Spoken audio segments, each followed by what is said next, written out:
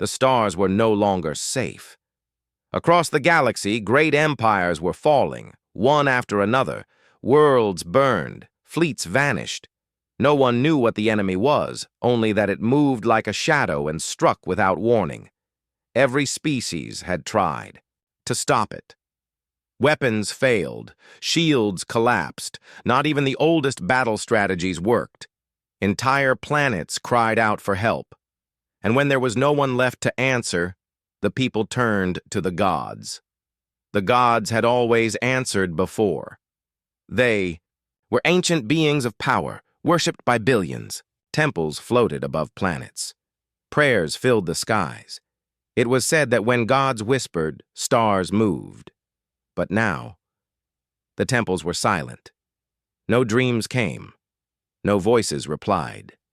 People begged and screamed, but the gods did nothing. In the city of Erathion, on the council world of Varnis, leaders from the remaining species gathered in fear. The High Council chamber had once echoed with proud voices and grand speeches. Now, only whispers remained. Their robes were heavy with dust, and their eyes were tired from sleepless nights. The lights flickered. A cold wind blew through the vents, though the room was sealed. "They have reached the Trinari systems," said Councillor Yulvek, his 4 eyes dim. 6 planets lost in a single day. Trinari had 3 fleets, another councillor whispered, and a god. They killed the fleets. The god vanished. Silence filled the room again. No one had any new ideas, no plans, no hope, only fear. One councillor, old and mostly forgotten, stood slowly. His name was Vektal. His voice cracked as he spoke. "There is one more name we have not said." The others looked at him. Some frowned. Some widened their eyes. "Don't say it," one warned. They were banished, another added quickly. "For good reason." "They were dangerous," a third muttered. "Yes," Vektal said. "And that is why we need them now." A long silence followed. Then finally Councillor Jareen leaned forward. She had seen 100 wars. She had lost 2 homeworlds to the shadow. "Say it," she said. "Humans," Vektal said softly. The name seemed to hang in the air like a ghost. For a moment, nothing happened. Then a quiet alarm beeped in the background. The system was unstable again. Even the machines were giving up. Councillor Yulvek stood. "They disappeared centuries ago. We never found their bodies. No messages, no ships, no ruins." "They didn't die," Vektal said. "They left." "They were too violent," someone said. "They were too smart," someone else added. "They were too human," Vektal finished. For the first time in years, something stirred in the room. Not hope, not yet, but something close. A small flicker. The same flicker that comes before a spark. Vektal continued. "There is a story, not told anymore. Long ago, the gods warned us never to speak to the humans, never to bring them back." "That story is myth," Jareen said, but her voice was unsure. "Is it?" Vektal asked. "The gods answer no one now. Maybe they're gone, or maybe they're afraid. Maybe the one thing they fear is the only thing that can stop what's coming." The council stayed, silent for a long time. Then, one by one, the leaders nodded. A mission was planned. Quietly, in secret. A scout ship would go to the edge of the galaxy. There, on the farthest edge of the Orion line, an old signal was found. Weak, faint, but repeating. It was in a language not spoken for 300 years. Ancient Earth Standard. One word repeated in the signal over and over. "Here." The scout ship left within the week. Its crew was small, just 7 beings, all volunteers, all brave. The journey was long. They passed ruins, dead stars, and fields of silent ships. No one spoke much. Even machines seemed to hold their breath. Then, after weeks of travel, they reached it. The last known location of Earth, a blue planet circling a yellow star. Quiet, still, peaceful. The crew scanned it. Life signs, millions, cities, hidden, underground or shielded. Technology, unreadable. They sent a message. This is the Council of Varnis. We seek aid. We seek humanity. For 3 days there was no answer. On the 4th day their screens turned black, all of them. No alarms, no lights, just black. Then a single line of text appeared on every screen. We hear you. The crew froze, their hearts raced. And then, just as suddenly, the ship powered off completely. When the Council received the final data from the scout, they watched in silence. The message repeated only once. We hear you. The old leaders sat quietly in the chamber, eyes fixed on the screen.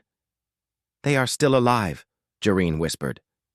They were waiting, Vekatal said. For what? Someone asked.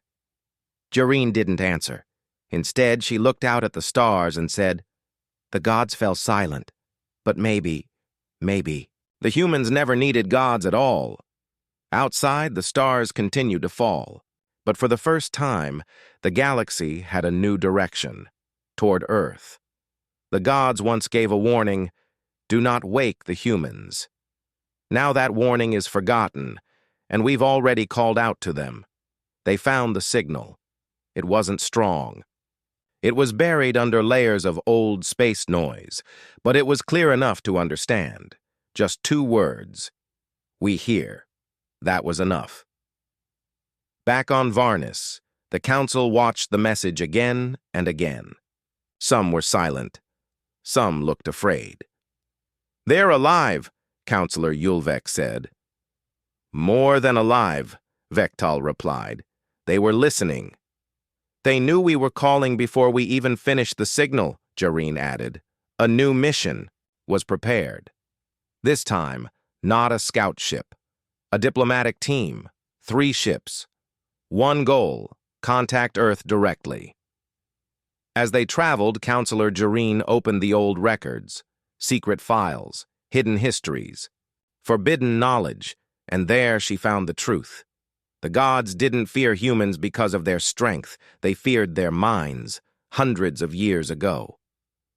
When humans first joined the galactic stage, they moved fast. They learned alien languages in days. They cracked advanced tech in weeks. They invented things the rest of the galaxy couldn't even understand. But that wasn't the scary part. The scary part was what they did with that knowledge. Humans fought wars in ways no one expected. They used strategy, trickery, and creativity that even AI couldn't predict. They didn't fight fair. They fought to win. One time, a human ship was outnumbered 50-1.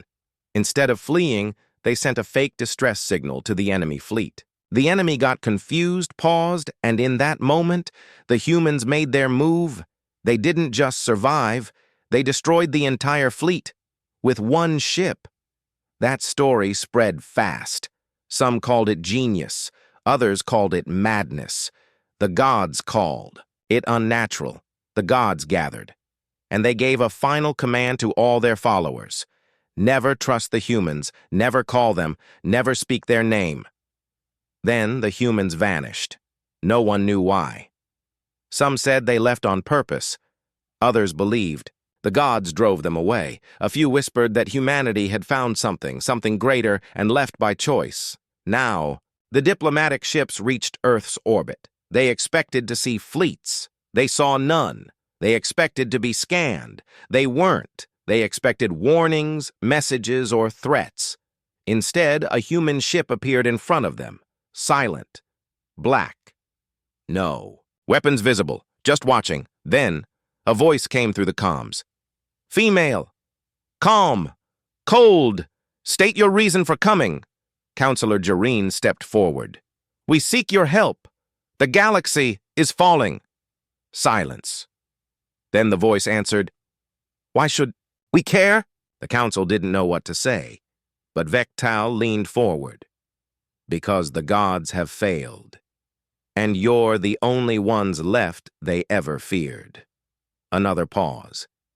Then the human voice replied, Interesting. Return to your planet. We'll decide if you're worth saving. The ships were scanned once, deeply, without permission. Every detail of every species on board was now known to Earth.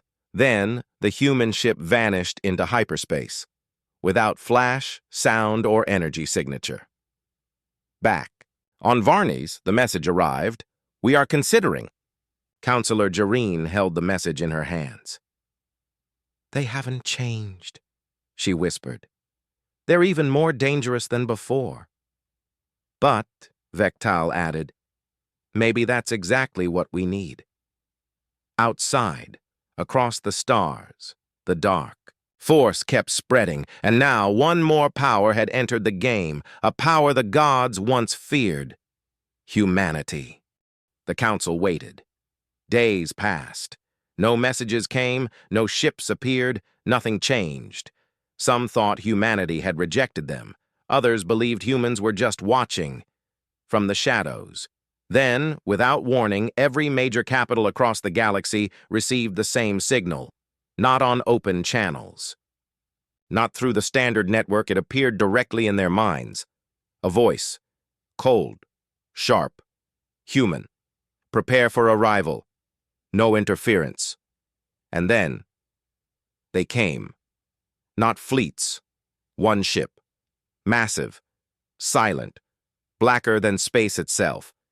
It exited hyperspace. Above Varnes. Every planetary defense system locked onto it. Missiles, lasers, planet-killer beams. And yet, not one system could fire. Everything had been disabled. No one understood how. The ship just floated there. Watching. Counselor Jareen stood in the grand tower, staring at it through the window. Is that a warship? One guard asked. Vectal stepped beside her. It's a message. Inside the human ship. 3 envoys from the council were allowed to enter. No guards. No weapons. Just them.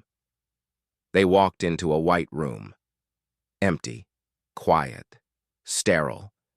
Then a woman entered, human, pale eyes, tall, wearing a simple black coat. She didn't smile. She just looked at them and said, We are listening. Jareen stepped forward. Our galaxy is under attack by something unknown. All defenses have failed. Our gods have abandoned us. The woman didn't blink. We know. We need your help, Vectal added. She paused. You fear the thing that consumes your worlds, but we know its name. The envoys froze. What is it? Jareen asked. The woman walked to the center of the room and tapped a panel. A hologram appeared, giant, shifting, alien, the Void Swarm. It's not a race, not a fleet. It's a hunger, she said. It devours stars, thoughts, even time. You called it a shadow. But it's worse. The envoys stared at the shape. It's unstoppable, one of them whispered. The human turned to them. To you, yes. To us, no. Vectal asked quietly, Why? The woman's voice was almost a whisper. Because we've met it before. A truth revealed, the humans hadn't just vanished, they had left on purpose. To fight the Void Swarm outside the known galaxy, they had studied it, fought it, lost entire colonies to it, but they had learned its weakness, emotion, pattern, chaos, things the swarm couldn't predict, but humans could create. That was the secret. While the rest of the galaxy followed rules and logic, humans broke them. They invented chaos, and chaos was the swarm's poison. The human envoy looked at the council team and said, We will help, but understand this. You will not command us. You will not question us. And if you interfere, we will leave you to burn. Jareen held her breath, then nodded. We accept. The human woman smiled for the first time. Then your war just changed. Back on Varnes, the skies darkened. Dozens more human ships arrived, each one different. Strange. Powerful. They didn't look like warships. They looked like ideas made real. Sharp, quiet, and deadly. People across the galaxy watched the skies. Some felt hope, others felt fear, because humanity had answered, and they didn't come as saviors. They came as predators, with no gods behind them, only fire. The human fleet didn't move like normal ships. They didn't fly in formation. They didn't ask for permission. They just vanished, straight into enemy territory. The Council watched from a hidden outpost near the Dead Star system. That system was gone now. Planets consumed, suns dimmed. The Void Swarm had made it a graveyard. No one had dared go near it for months, until now, inside the command center. Counselor Jareen stood with Vectal, watching the data feed. "We shouldn't be this close," one guard whispered. "They told us to watch," Vectal said. "They want us to see," a sensor officer spoke. "Human ships entering the dead zone. 17 vessels. No formation." "Enemy presence?" Jareen asked. "Void Swarm, confirmed. Thousands of entities. They're reacting." The room fell silent. The swarm moved like a living tide. It flooded toward the human fleet. But the humans didn't respond with fire. They dropped something. Just small pods, thousands of them. "What is that?" the technician asked. Then the pods burst into clouds of metal dust. Some kind of nanite? Someone guessed. But it wasn't. It was code. The swarm froze, then twitched, then turned. Some of it started attacking itself. "They hacked it," Vectal said in shock. "Not hacked," Jareen whispered. "They confused it. Human tactics." The Void Swarm wasn't made of ships. It was a thinking mass. A single terrible mind. But the humans didn't try to outpower it. They broke its thoughts. They filled the area with sound, false signals, memories, emotions, dreams from dead humans, war cries, ancient music, even laughter. To the swarm, it was chaos. And chaos was death. Then, the real attack came. Each human ship launched a single drone. The drones didn't carry bombs. They carried algorithms, patterns the swarm couldn't process. Every time a swarm unit tried to respond, it split. Each split made it weaker, slower, confused. In just 15 minutes, a part of the swarm that had destroyed 3 solar systems was gone, not burned, not blasted, erased.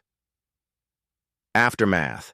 Back at the council chamber, silence filled the room. The feed ended. All that remained was static and an echoing voice from the human command ship. "First strike complete. Awaiting next target." Vectal stared in disbelief. "They didn't just win. They played a different game." Jareen nodded. "This is why the gods feared them. Across the galaxy, other empires watched. Some celebrated, others felt something worse than fear, irrelevance, because humans didn't fight for glory. They didn't ask for thanks. They fought to end threats. And they did it alone." Whispers spread across space. "The humans are back. They fight like monsters. They're not our allies. They're our last option." But deep in the dark, the swarm shifted. It had felt something it hadn't in eons, pain, and something else, anger. It began to adapt. It wouldn't fall for the same trick again. And now, it knew what to target next. Earth. The galaxy watched with wide eyes. The Void Swarm was shifting. It was no longer spreading randomly. It had changed direction, straight toward the Sol System, the home of humanity. Counselor Jareen stood before the Galactic High Assembly. "They're going to Earth," she said. "Not just to attack, but to understand what hurt them." "They won't find a weak planet," Vectal added. "They'll find a trap." But even he didn't know how deadly that trap truly was. Near the Sol System, the swarm moved fast. Faster than anything in known space. It didn't come quietly. It swallowed colonies along the way. It broke suns. It sent false signals to confuse pursuers. By the time it neared Earth's edge, it had adapted.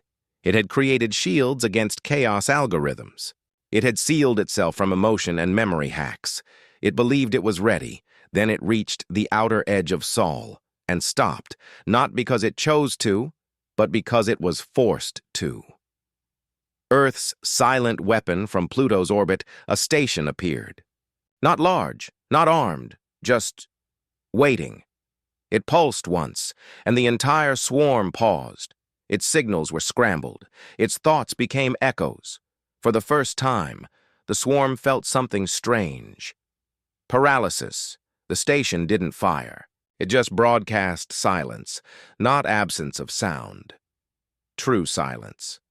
A blank space in logic, something the swarm couldn't process. And then the humans moved. Earth's real defense force, not warships, not soldiers. Something else. Thousands of objects emerged from behind moons, from under asteroids, and from hidden dimensions. They looked like nothing the galaxy had ever seen, ships shaped like impossible symbols, machines that bled light, beings that didn't even register on sensors. Are those AIs? One counselor asked, watching the feed. No, Jareen answered. They're what humans built. When they stopped caring about limits, the battle begins, the swarm attacked. And Earth's response wasn't force, it was logic collapse. Where? Swarm tendrils touched human ships. They vanished, not exploded, erased. As if the laws of physics had been rewritten, the swarm launched its new weapons, energy storms, temporal flares, thought-consuming pulses. The humans absorbed them, then reflected them back, evolved, faster, smarter. It was like watching a mirror that learned. Each minute, the swarm lost more of itself. And then, Earth struck the final blow. A single sphere, launched from behind Neptune, entered the swarm's core. Inside the sphere was not a bomb. It was a dream. The last thoughts of a human child who had died in the first swarm attack centuries ago. Pure emotion. Pure chaos.